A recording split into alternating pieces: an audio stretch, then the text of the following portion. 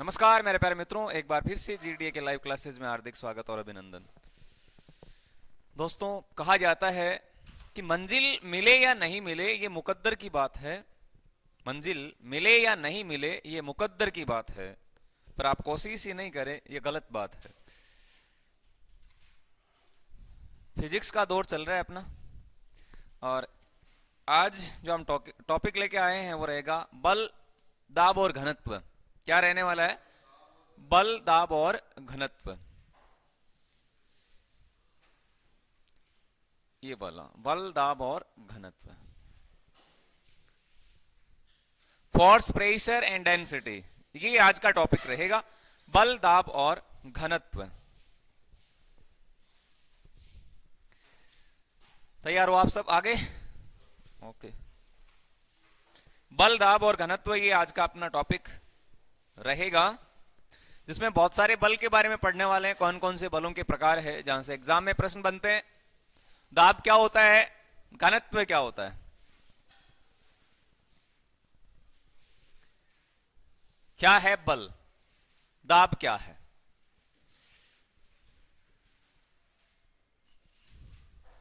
सबसे पहले हम बल की चर्चा कर लेते हैं, क्या है। अच्छा, उससे पहले एक सवाल आपसे पूछ लेते हैं। दाब का मात्रक क्या होता है? एक सवाल आपके सामने, दाब का मात्रक क्या है? दाब का मात्रक क्या है? एक प्रश्न लिया है, आप आंसर करें, तब तक आ भी जाएंगे सारे। दाब का मात्रक क्या पास्कल होता है? न्यूटन, न्यूटन प्रति वर्ग मीटर, या न्यूटन मीटर होता है?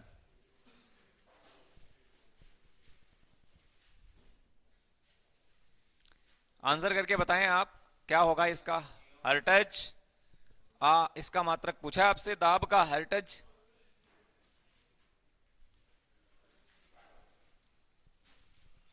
एक ही तो देना है, क्या होगा? या फिर जूल होता है? दाब का मात्रक क्या होता है? पास्कल होता है जी, बिल्कुल। न्यूटन, न्यूटन प्रति वर्ग मीटर भी इसको कहा जाता है। क्या बोला जाता है? न्यूटन प्रति वर्ग मीटर भी, इस पास्कल को हम कह सकते हैं। इसको क्या बोला जाता है भैया? न्यूटन प्रति वर्ग मीटर। आगे ना सारे? चलो, बल अपना टॉपिक है। ये तो एक छोटा सा क्वेश्चन लिया था। बल, फोर्स।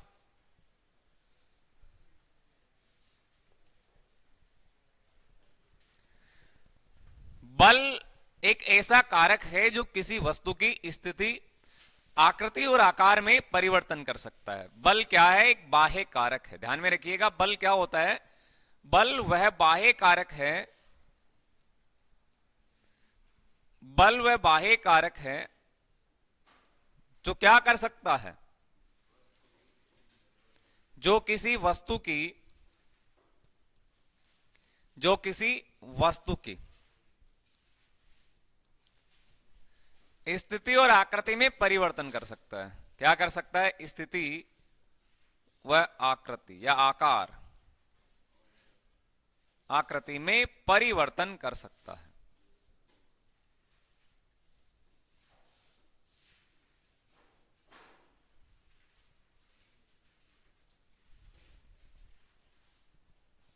किसी वस्तु को खींचना या धक्का लगाना क्या कहलाएगा? बल कहलाता है। किसी वस्तु को खींचना या धक्का लगाना बल कहलाता है। इसी का वो रूप रहेगा। किसी वस्तु को खींचना, किसी वस्तु को खींचना। जब आप किसी वस्तु को खींचते हैं, है कि नहीं, या फिर धक्का लगाते हैं,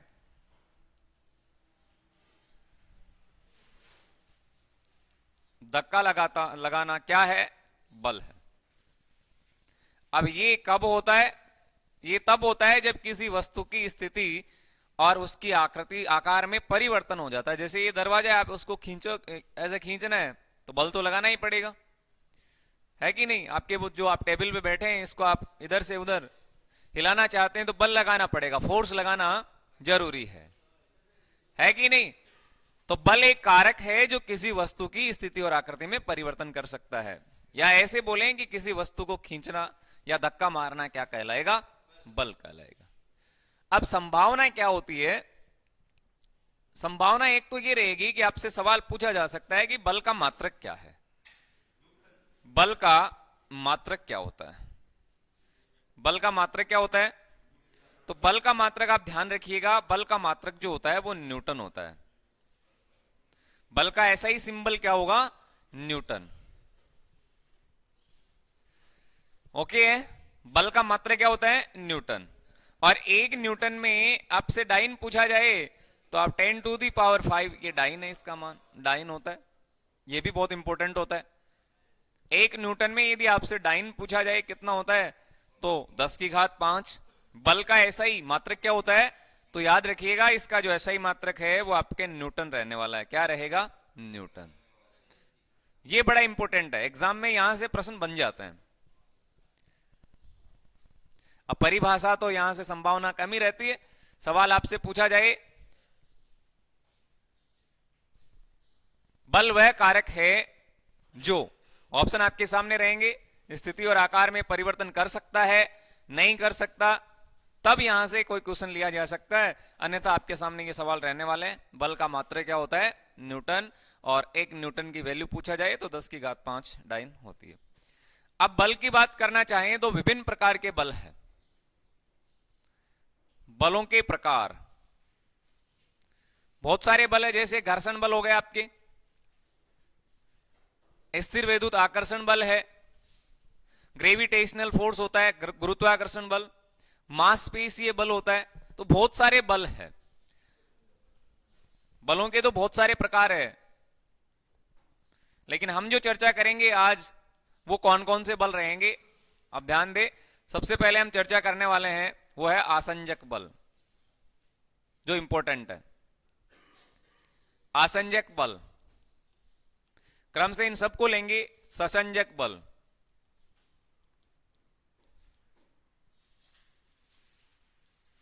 ये आज की हम क्लास में जानना चाहेंगे।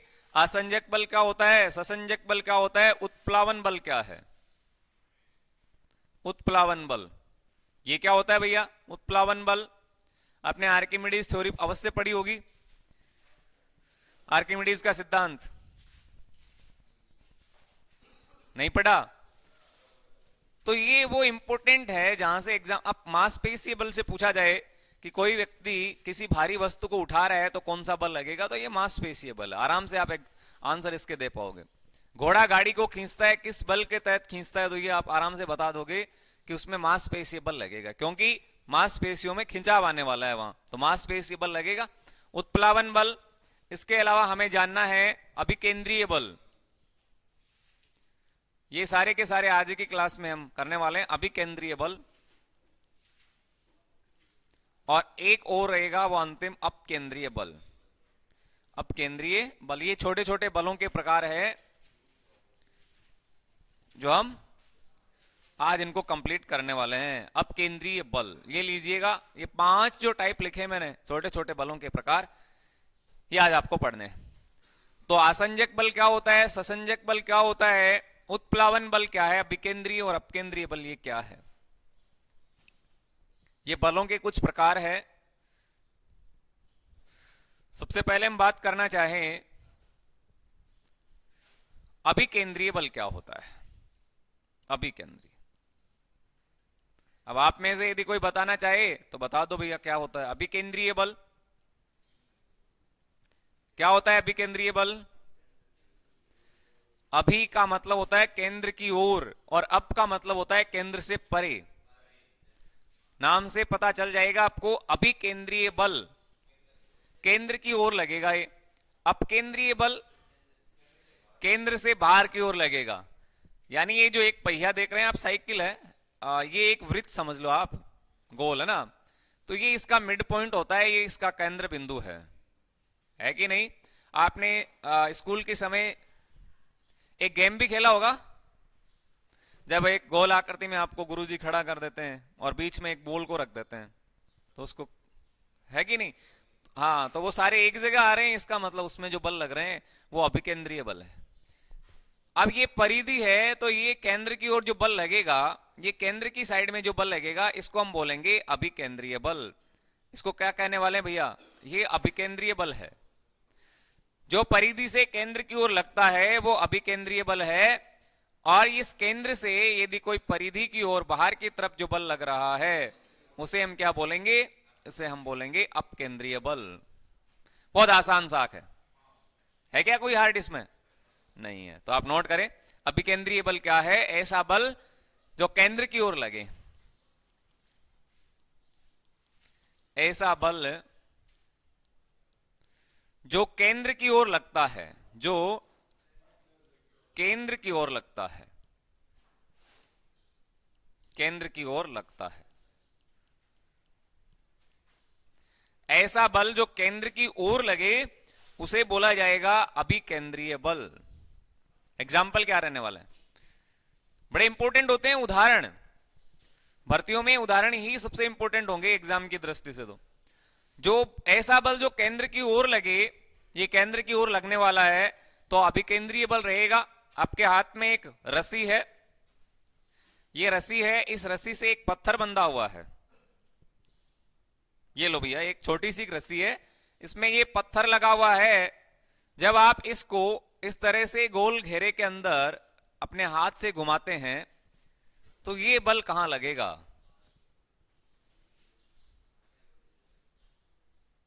कहां लगने वाला है? आपने मौत का कुआं अवश्य देखा होगा, नहीं देखा तो अभी देख लो। ये रहा मौत का कुआं, ये दीवार है दोनों तरफ, और इसके अंदर देखा है? नहीं देखा? अच्छा, इस दीवार के चारों तरफ एक गोल चक्र में मौत के कुएं में एक मोटरसाइकिल को घुमा लेते हैं। क्या आपने देखा है? ये से मोटरसाइकिल को इस दीवार पे चला लेते हैं, मौत के कुएं में ऐसे गोल मोटरसाइकिल को घुमाना। आपने ये सर्कस के अंदर देखा होगा, नहीं देखा? सर्कस में तो ये दो स्थितियां हैं, एक में रस्सी से पत्थर बंधा हुआ है, गोल चक्र में ये घुमा रहे हो आप उसको ऐसे, कहां बल लग रहा है? ये मौत का कुआं है, उसके अंदर आप बाइक चला रहे हैं, तो इसमें बताओ जरा कौन सा बल लगेगा? कोई बात नहीं है, यहां से और देख लेते हैं। सूर्य तो आपने अवश्य देखा होगा। अब सूर्य के चारों ओर पृथ्वी चक्कर लगाती है कि नहीं लगाती? ग्रह चक्कर लगाते हैं। भाई ये सूर्य है, ये सूरज है, और इसके चारों तरफ ग्रह जो चक्कर लगाते हैं, ग्रह इसके चारों तरफ।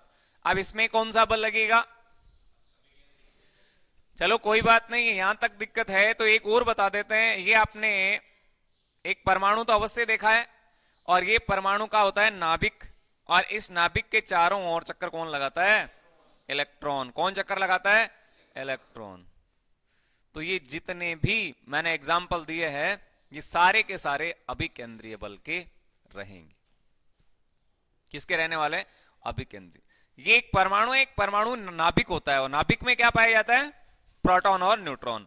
अरे ये परमाणु है, इस परमाणु का ये नाभिक है, और इस नाभिक में क्या होता है? एक तो होता है प्रोटॉन और दूसरा क्या होता है? न्यूट्रॉन। लेकिन ध्यान दे कि इसके बाहर जो चक्कर लगाता है ना वो होता है इलेक्ट्रॉन। कई बार एग्जाम में पूछा गया है एक नाभिक के अंदर क्या पाया जाता है? इसके जो मूल कण है वो प्रोटॉन और न्यूट्रॉन, इसके बाहर चक्कर लगाते हैं वो इलेक्ट्रॉन होता है। इलेक्ट्रॉन की खोज किसने की?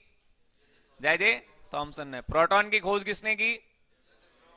रदरफोर्ड या गोल्डस्टीन। और न्यूट्रॉन की खोज करता कौन है? जेम्स चैडविक है कि नहीं? जेम्स चैडविक है। एग्जाम्पल आप नोट करें, अभिकेंद्रीय बल के उदाहरण क्या रहेंगे? एग्जाम्पल आप लिख सकते हैं। इलेक्ट्रॉन का नाभिक के चारों ओर चक्कर लगाना, इलेक्ट्रॉन का नाभिक के चारों ओर चक्कर लगाना। यदि आपसे सवाल किया जाता है कि इलेक्ट्रॉन नाभिक के चारों ओर चक्कर लगाता है तो कौन सा बल लगता है? इलेक्ट्रॉन नाभिक के चारों ओर चक्कर लगाना।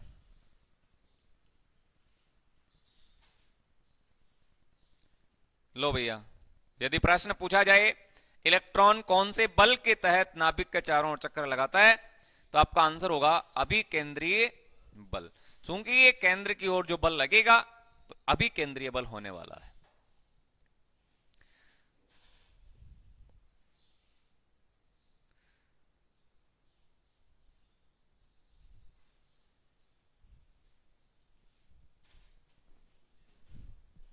हाँ जी बिल्कुल। दूसरा उदाहरण देख लेते हैं। ग्रह सूर्य के चारों ओर चक्कर लगाते हैं। ग्रह सूर्य के चारों ओर चक्कर लगाते हैं, या ऐसा होता है कि सूर्य ग्रहों के चारों ओर चक्कर लगाता है? ग्रह लगाते हैं। ग्रह सूर्य के चारों ओर चक्कर लगाते हैं, चारों ओर चक्कर लगाते हैं। अब ये चक्कर लगा रहे हैं, आप समझ रहे हैं, तो जहां चक्कर लगाना आए तो वहां आपका अभिकेंद्रीय बल आने वाला है। ग्रह सूर्य के चारों ओर चक्कर लगाते हैं, किस बल के तहत? अभिकेंद्रीय। एक प्रश्न बनने की संभावना होगी, लेकिन बल बहुत सारे हैं। घर्षण बल है, ग्रेविटेशनल गुरुत्वाकर्षण बल है, चुंबकीय बल है। एग्जाम में प्रश्न यहां से बनने वाला है, एक क्वेश्चन तो यहां से बनेगा। ये फिक्स टॉपिक है आपके, जहां से सीधे सीधे सवाल उठ के आने वाले हैं और गलत नहीं होने वाले हैं, ये भी ध्यान रखिएगा। मौत के कुएं में मोटरसाइकिल चलाना, मौत के कुएं में, हाँ जी, मौत के कुएं में बाइक चलाना, साइकिल नहीं, बाइक चलाना। साइकिल चल जाती है क्या? बिल्कुल, नीचे खड़े रहो और दीवार पे ऐसे पकड़े पकड़े उसको घुमा लो ऐसे ही चलेगी, क्योंकि बाइक जो है इसका बैलेंस बराबर बना रहता है, इसलिए वो चल पाती है आसानी से। है अच्छा, पवन ने चलाया है तो। और बताओ भैया, और बताओ क्या होगा? और क्या है? रस्सी से पत्थर बांध के उसको गोल चक्र में घुमाना। रस्सी से पत्थर बांध के, पत्थर बांध कर घुमाना, ये लो भैया। तो ये सारे के सारे एग्जाम्पल जो रहने वाले हैं, ये आपके अभिकेंद्रीय बल के है। क्लियर हो गई बातें? अब यदि कोई प्रश्न यहां से एग्जाम में बना तो फिर आपका आंसर गलत नहीं जाना चाहिए, और यदि आप करते हो तो फिर ये आपकी सबसे बड़ी गलती है। क्या गौरव, कोई दिक्कत है क्या गौरव? नहीं है समस्या? ये वो सानिया कहां बैठा है? लो,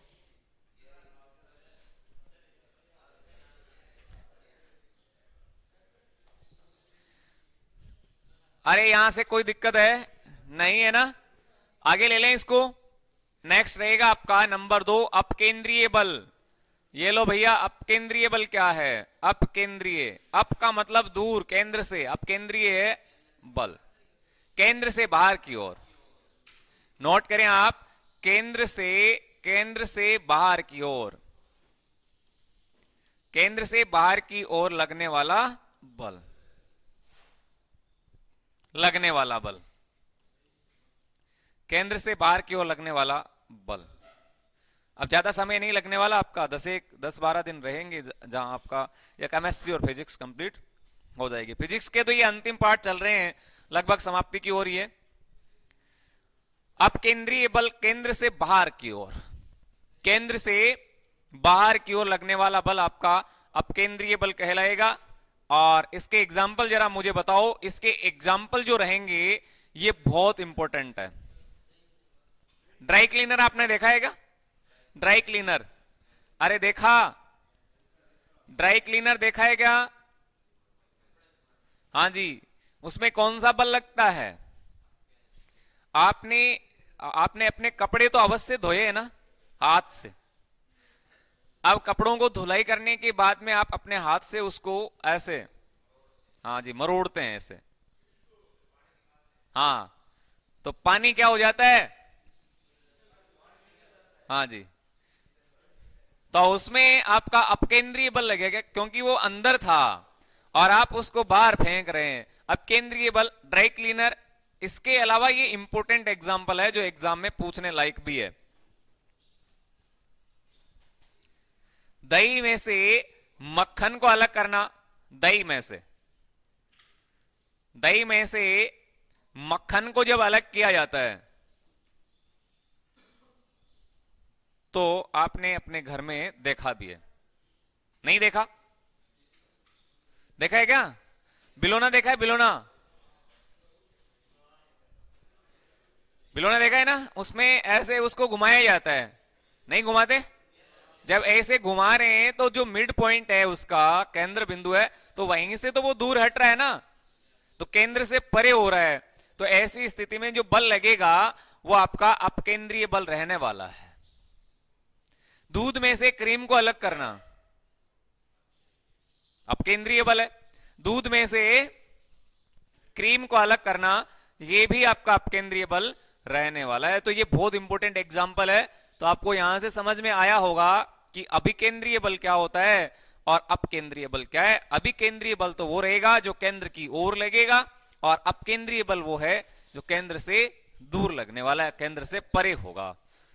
हो गया यहां से? कोई दिक्कत है? पवन नहीं है? चले आगे।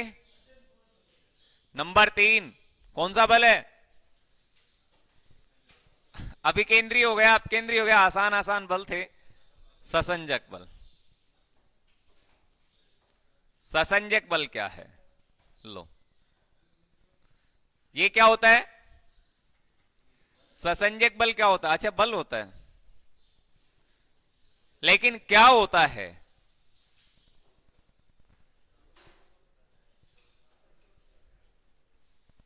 जब एक ही पदार्थ के अणुओं के बीच कोई आकर्षण बल लगे तो उसको बोला जाता है ससंजक बल। इसकी डेफिनेशन आप अवश्य लिख लें। जब एक ही, क्या लिखा? जब एक ही, पेन बड़ा लग रहा है ना, इसको छोटा करते हैं, ये लो। जब एक ही पदार्थ के अणुओं के मध्य, जब एक ही पदार्थ के अणुओं के मध्य, अणुओं के बीच लिख लो। जब एक ही पदार्थ के अणुओं के बीच आकर्षण बल लगे, एक ही पदार्थ के अणुओं के बीच आकर्षण बल लगे, बल लगे, तो उसे हम क्या बोलेंगे भैया? उसे हम बोलेंगे ससंजक बल। पदार्थ की कितनी अवस्थाएं हैं?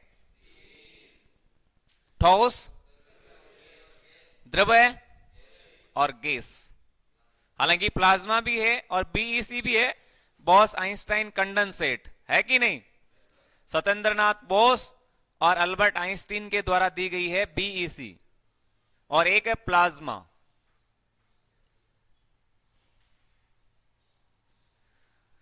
अब यहां से आपके एक बात समझ में आ रही होगी, यहां एक शब्द लिखा गया है पदार्थ के अणुओं के बीच, और वे वो भी कौन से? एक ही।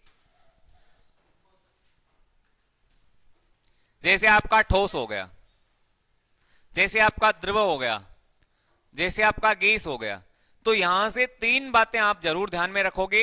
याद रखना कि ठोस में जो होता है ना, ठोस, ठोस पदार्थों में, ठोस पदार्थों में, और दूसरा क्या होगा? द्रव्य पदार्थ होंगे, और तीसरा क्या होगा? गैस, गैस होगा।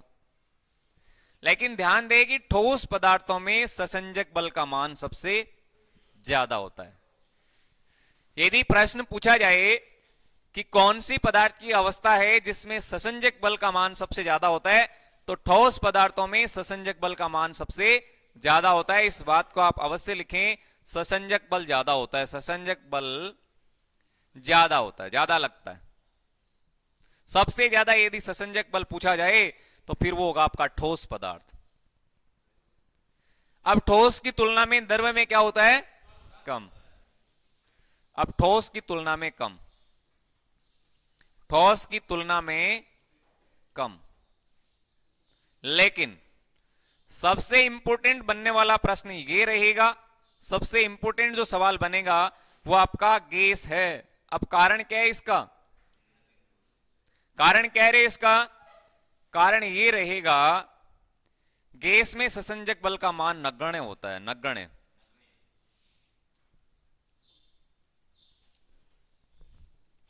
गिलास में दूध तो है, लेकिन इतना कम है कि आप उसकी चाय बना नहीं सकते।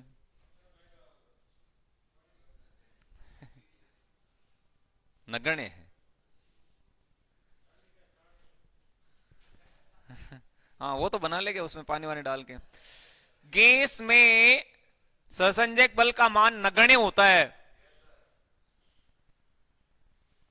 इसीलिए गैस में डिफ्यूजन की जो विसरण होता है उसकी क्षमता सबसे ज्यादा होती है।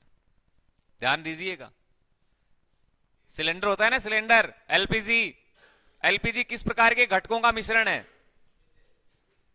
एलपीजी में किस प्रकार के घटक पाए जाते हैं? एलपीजी गैस है, वो किस प्रकार के घटकों का मिश्रण है, जरा बताना एक बार राकेश। एलपीजी सिलेंडर में जो गैस है, एलपीजी में, उनमें किस प्रकार की गैसों का मिश्रण है वो? वाह जी वाह, कोई नहीं बता पा रहा, कोई तो बताओ। हाँ, एलपीजी, मीथेन, एक ही याद है ब्यूटेन और आइसोब्यूटेन। ठीक है, ध्यान में रखना चाहिए, एग्जाम में यदि प्रश्न पूछा जाए। अब गैस जो होती है उसमें विसरण करने की क्षमता ज्यादा होती है, यानी आराम से अंदर घूम सकते हैं वो, क्योंकि इसके कण हैं वो दूर दूर होते हैं। गैसों के कण दूर दूर होते हैं। ध्यान दे, ये गैस है, इसके जो कण है ना ये दूर दूर होते हैं, क्योंकि इसमें विसरण की, अब ये इसके अंदर आसानी से घूम लेगा, आसानी से घूम लेगा, इसका मतलब इसमें विसरण की क्षमता क्या है? सबसे ज्यादा है। विसरण की क्षमता सबसे ज्यादा किसमें होती है? गैस में। कारण क्या है? कि इसमें ससंजक बल का मान सबसे कम होता है। समझ गए?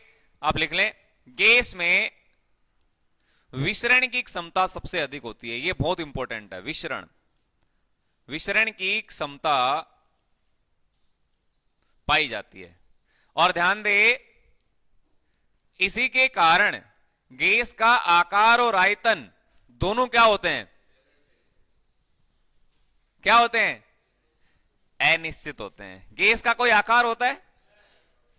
गैस का कोई आयतन होता है? नहीं। ठोस का आकार कैसा होता है? द्रव्य का आकार कैसा होता है? अनिश्चित। तो ये आप सबको पता है। तो गैस में विसरण की क्षमता सबसे ज्यादा पाया जाना, क्योंकि इसमें ससंजक बल का मान जो नगण्य होता है, इसलिए। और इसीलिए इसका आकार और आयतन दोनों ही क्या होते हैं? अनिश्चित होते हैं। अब आपकी ये बात समझ में अवश्य आई होगी या नहीं आई? नहीं आई तो इधर देखें आप, ये सबसे बड़ा और सबसे अच्छा एग्जाम्पल आएगा अभी। आसंजक बल क्या है? आसंजक, आसंजक बल क्या है? जैसे कि मैं लिख रहा हूं, लेकिन ये तो अपना इलेक्ट्रॉनिक ये है, बोर्ड अपना है, लेकिन माना कि यहां आपका श्यामपट होता, ब्लैक बोर्ड जो होता जिसमें हम चौक से लिखते, चौक वाला, कैल्शियम चौक किसकी बनती है? कैल्शियम कार्बोनेट की, चूना पत्थर होता है कि नहीं होता? अब उस चौक पे यदि आप पानी डाल देते हैं और उसको भिगोने के बाद में यदि आप बोर्ड से लिखते हैं, तो आप देखते हैं कि कुछ ही समय के बाद में जो आपने अक्षर लिखे हैं उसमें उभार आ जाता है। आता है कि नहीं आता? जब तक आप लिखते हैं ना गीली चौक से, तो जैसे जैसे आप लिखोगे उस समय वो दिखाई नहीं देगा, लेकिन लिखने के कुछ ही समय बाद में आपको वो आसानी से दिखेगा, उभार आ जाएगा उसमें। कारण क्या है? उसमें उसमें आसंजक बल लगता है। क्लियर हुई बात है? लिख लो भैया। तो यहां मैं लिख सकता हूं दो भिन्न पदार्थ के अणुओं के बीच, दो भिन्न, उसमें क्या था? एक ही पदार्थ थे, जैसे ठोस हो गया, द्रव हो गया और गैस हो गया, लेकिन यहां होगा दो भिन्न पदार्थ। तो दो भिन्न पदार्थों के, दो भिन्न पदार्थों के अणुओं के बीच, दो भिन्न पदार्थ के अणुओं के बीच लगने वाला बल क्या कहलाएगा? आसंजक बल कहलाएगा। आसंजक बल। ये लो, कोई भी कंफ्यूजन है तो अभी आप बता दें, उसको दूर करने की कोशिश करते हैं। ससंजक बल, आसंजक बल क्या होते हैं? राकेश इधर, कोई दिक्कत है क्या? नहीं है जी। दो भिन्न पदार्थ के अणुओं के मध्य ये बल लगेगा। अब एग्जाम्पल की बात करना चाहे, उदाहरण की बात करें, जैसे गीली चौक द्वारा, गीली चौक से या भीगी हुई चौक से लिख लो, हैं, गीली चौक से ब्लैक बोर्ड पर लिखना, ब्लैक बोर्ड पर, ब्लैक बोर्ड पर लिखने पर, लिखने से अक्षरों में क्या आ जाएगा, अक्षरों में उभार आ जाएगा, उभार। अब यहां हमने कहा दो भिन्न पदार्थ के अणुओं के मध्य लगता है, एक तो आपका चौक हो गया। अब चौक क्या है, नहीं चौक है क्या, सॉलिड है ना, ठोस है। अब आप उस पर लिक्विड डाल रहे हैं पानी, तो ये दो भिन्न पदार्थ है, ठोस और द्रव्य। अब इनके अणुओं के बीच में जो बल लगेगा उसको हम आसंजक बल कहेंगे। जैसे आप गीली चौक से यदि ब्लैक बोर्ड पे लिख रहे हैं तो उनके अक्षरों में क्या आ जाएगा, उभार आ जाएगा। तो ये बहुत इंपॉर्टेंट इसका एग्जाम्पल रहेगा। तो ससंजक बल क्या होता है, एक ही पदार्थ के अणुओं के बीच में लगता है, और आसंजक बल क्या होता है, दो भिन्न पदार्थ के अणुओं के बीच में लगता है। आपने बहुत सारे उदाहरण भी यहां से देखे। क्लियर। अभिकेंद्रीय बल जो केंद्र की ओर लगे, अपकेंद्रीय बल जो केंद्र से बाहर की ओर लगे, और अंतिम बच रहा है आपका वो है उत्प्लावन बल। उसको भी हम जान लेते हैं क्या है उत्प्लावन बल। उत्प्लावन बल, यहां से क्वेश्चन बनने वाले हैं उत्प्लावन बल से। पहला प्रश्न तो यही रहेगा, आर्किमिडीज का सिद्धांत किस बल पर आधारित है, उत्प्लावन। आपसे सवाल किया जाएगा हाइड्रोमीटर किस सिद्धांत पर आधारित है, उत्प्लावन बल। आपसे प्रश्न पूछा जाएगा कि ये जो जहाज होते हैं ये किस सिद्धांत पर आधारित है, ये सब सारे के सारे आर्किमिडीज थ्योरी पर आधारित है, उत्प्लावन बल पे आधारित है। यानी इसका सीधा संबंध आपके आर्किमिडीज सिद्धांत से होता है। उत्प्लावन बल क्या है, आपने कोई भारी वस्तु पानी में अवश्य डुबोई होगी, जैसे कि बाल्टी डुबोई है क्या। जब आप उसको पानी में डुबाते हैं तो आपने देखा होगा कि उसके भार में कमी आ जाती है, नहीं आती क्या, आपने सोचा नहीं है ऐसा, सोचा है क्या कभी, या पानी बाल्टी से आपने पानी निकाला ही नहीं क्या, निकाला है ना। तो देखिएगा जरा उसमें पानी के भार में आभासी कमी आ जाती है, और ये जो कमी है वो एक बल के तहत होती है। समझ गए आप। ये देखो जरा, इधर देखो, इसमें क्या है, पानी है, यहां पानी है। अब आराम से आप समझ पाओगे इसमें पानी है। अब आपके हाथ में कोई बाल्टी है या कोई भारी वस्तु है, आप इसको इसके अंदर डुबा रहे हैं, ऊपर से क्या लगा रहे हैं, इसमें धक्का लगा रहे हैं आप। गिलास को चेक कर लेना, गिलास को उल्टा करके पानी में ऐसे डुबा ना,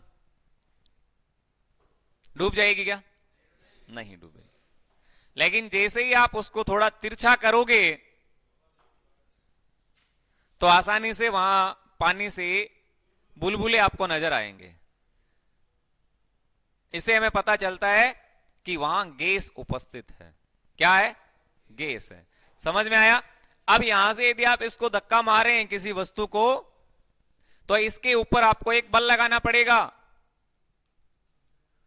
अरे भैया ये वस्तु है, इस वस्तु को आप पानी में डुबाना चाह रहे हैं, तो इसके ऊपर क्या लगाना पड़ेगा, बल। और यही बल कौन सा है, उत्प्लावन। समझे।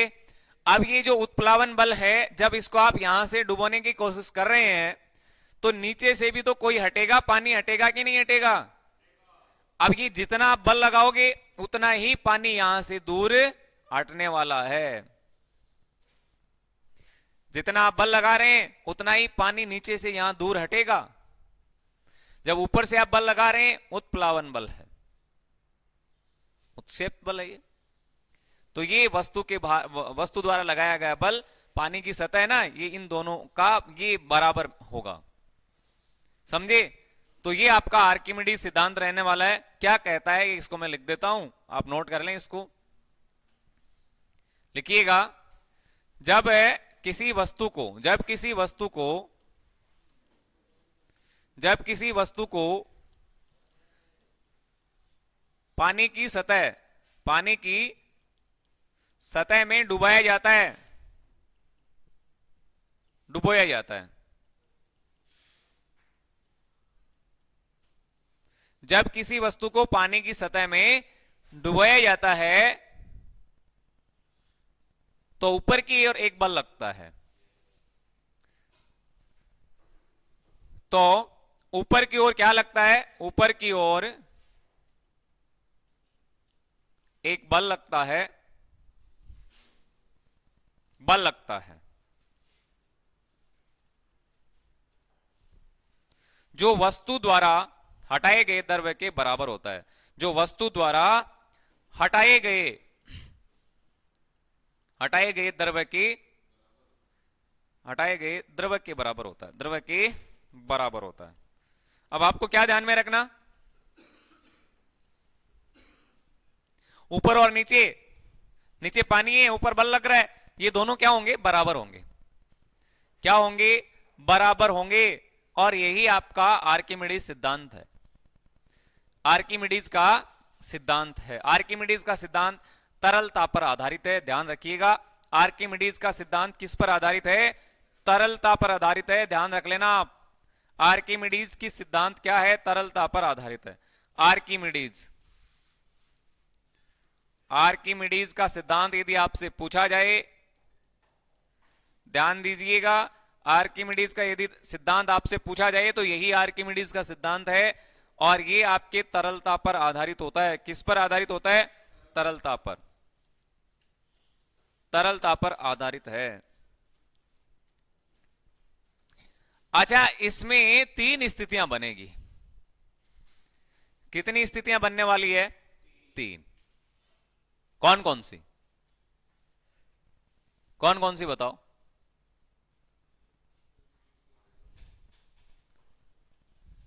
कौन कौन सी बनेगी और क्या होगा? क्या होगा बताओ? क्या पवन, क्या होगा? 3 स्थितियां बनने वाली है इसमें। नोट कर लिया क्या आपने? ये नहीं लिखा? लिख लो। अच्छा, इसमें 3 स्थितियां बनेगी। जरा मुझे ये बताना कि पहली स्थिति में ये बता रहा हूं, वस्तु का भार उत्प्लावन बल से ज्यादा है। उत्प्लावन बल से ज्यादा है। क्या होगा इसमें बताओ? क्या होगा? ये लो, ये पानी है, इसमें आप कोई वस्तु डुबो रहे हैं ना? हाँ, ये लो, एक वस्तु है, ये पत्थर मान लो। अब इसमें आप डुबो रहे हैं तो एक बल लगता है और ये वस्तु है। तो ये कह रहा है कि वस्तु का भार उत्प्लावन बल से ज्यादा है। तब क्या होगा भाई? यदि वस्तु का भार इससे ज्यादा है ना, तो वस्तु क्या हो जाएगी? पानी में डूब जाएगी। ये तो पता है आपको, पानी में कब डूबते हैं? जब वस्तु का भार उत्प्लावन बल से ज्यादा हो। तो ये इंपॉर्टेंट बात है, जब वस्तु का भार उत्प्लावन बल से ज्यादा है तो वस्तु डूब जाएगी। वस्तु क्या हो जाएगी? डूब जाएगी। वस्तु डूब जाएगी। ये लो, पहली आपके बात समझ में आई होगी। अच्छा, दूसरा मैं लिखता हूं। दूसरी स्थिति क्या बनेगी? वस्तु का भार, हाँ, तो वस्तु का भार उत्प्लावन बल से कम है। तब क्या होगा? क्या होगा बताओ?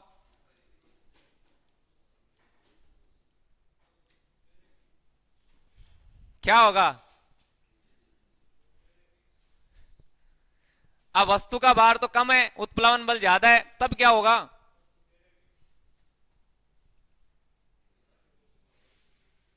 ये वस्तु है मेरे हाथ में, ये पेन, इसका भार उत्प्लावन बल से कम है, तो क्या होगा? क्या होगा पवन?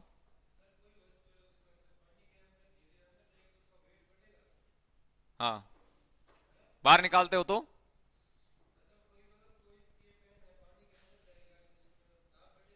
बिल्कुल वजन तो बढ़ जाएगा उसका। हाँ, और लेकिन बाहर निकालोगे तो उसके आभासी भार में कमी आ जाएगी। जैसे आप पानी से बाल्टी भर के निकाल रहे हैं, रस्सी से बंधी हुई है, आप जरा चेक करना कि जब तक वो पानी के अंदर है तब आप उसको आराम से निकाल पाओगे, लेकिन जैसे ही वो पानी से हल्का सा बाहर आ जाएगी तब आप ऊपर जब उसको खींचेंगे तो आपको बहुत ज्यादा मांसपेशीय बल लगाना पड़ता है। आपने देखा होगा वस्तु का भार उत्प्लावन बल से कम है तो क्या होगा रे? तो वह पानी की सतह पर क्या होगी? वह पानी की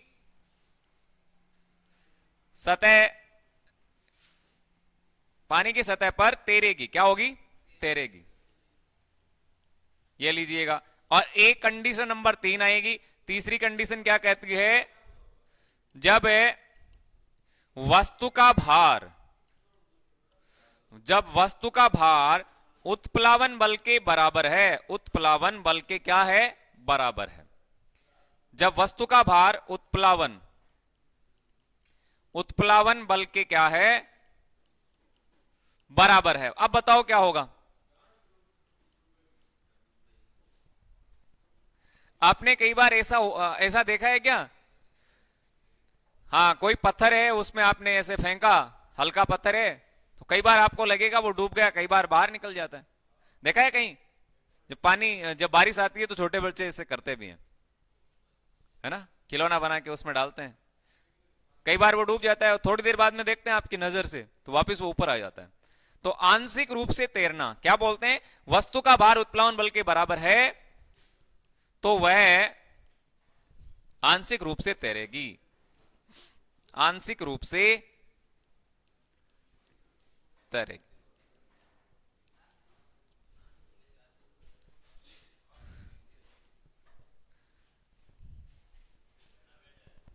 गोराऊ बहुत ध्यान रख रहा है। नजर हटी, दुर्घटना घटी।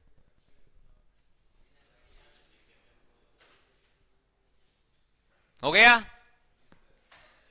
नजर को बदलो तो नजारे बदल जाते हैं, सोच को बदलो तो सितारे बदल जाते हैं।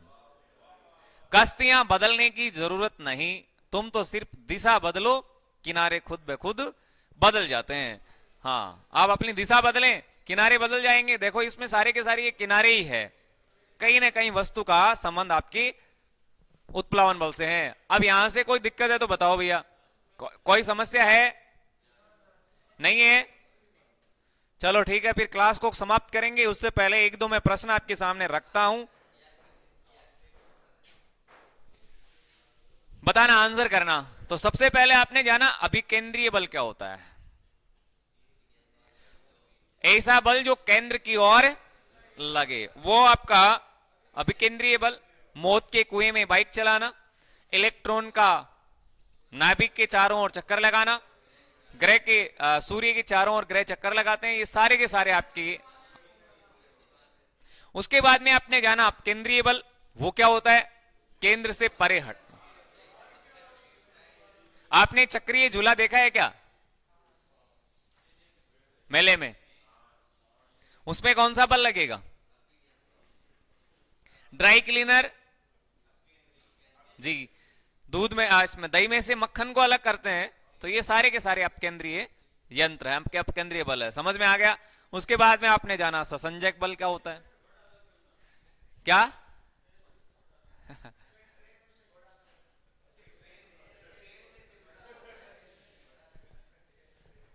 ससंजक बल क्या था? एक ही पदार्थ के अणुओं के बीच लगने वाला आकर्षण बल था, और गैस में ये सबसे कम लगता है, इसीलिए गैस उसमें विसरण की क्षमता सबसे ज्यादा होती है। उसके बाद में आपने देखा असंजक बल क्या होता है, तो फिर दो भिन्न पदार्थ के अणुओं के बीच में यह बल लगता है। ठीक है भैया, एक दो सवाल ले लूं, आप आंसर कर देना। लो, एक सवाल लिया है, देखते हैं किसका सही आंसर आ रहा है।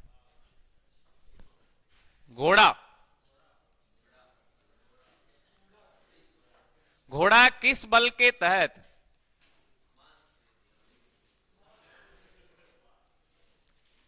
गाड़ी को खींचता है?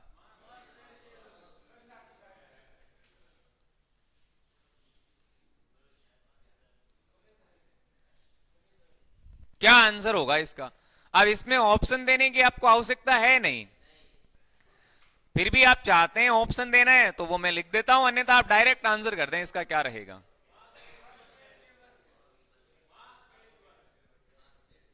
कैसे पता चला रे?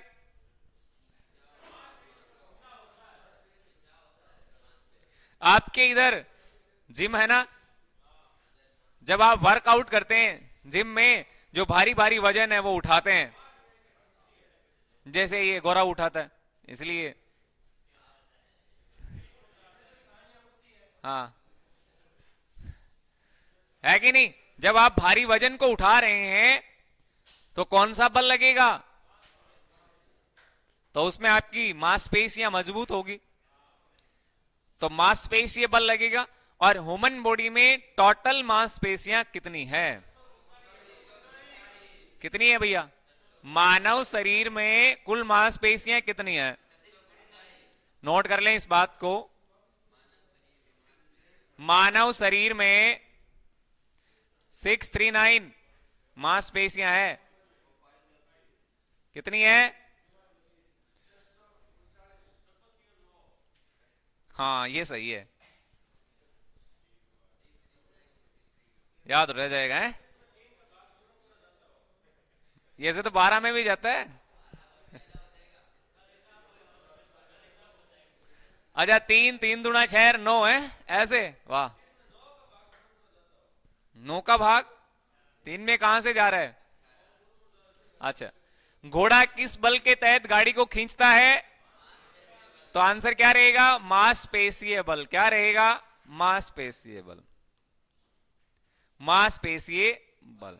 जी बिल्कुल सही आंसर है आपका। एक सवाल और लेता हूं, समय हो गया क्या? एक सवाल और ले लेते हैं। पीयूष को बुलाओ, या कहां है? एक सवाल और लेता हूं, बताओ।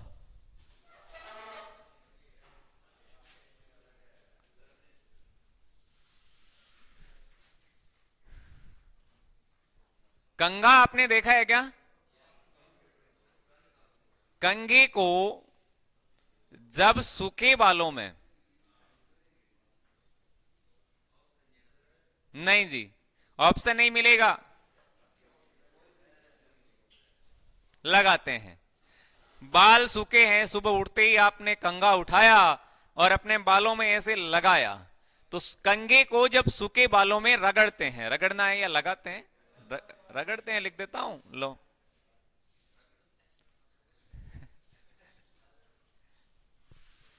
लगाते हैं लिखना है क्या? लो भैया, लगाते हैं लिख देते हैं, कोई बात नहीं है।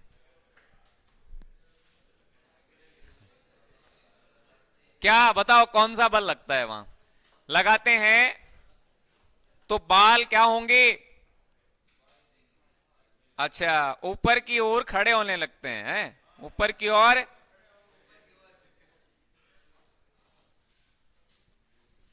बताओ भैया कौन सा है बल? करो आंसर।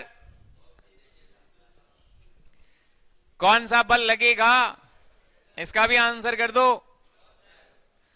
अरे आपके पास स्केल है ना, स्केल को, जो प्लास्टिक वाली है, अपने बालों में ऐसे रगड़ के छोटे छोटे कागज के टुकड़े रख लो और फिर उस स्केल को उसके पास में ले जाओ। क्या होगा? उसमें आकर्षण होगा। लेकिन आकर्षण होगा कौन सा? ऐसा ही इसमें है, तो इसमें कौन सा आकर्षण लगेगा? ध्यान दे, इसका जो आंसर होगा वो रहेगा स्थिर वैद्युत आकर्षण बल। कौन सा? स्थिर वैद्युत आकर्षण बल।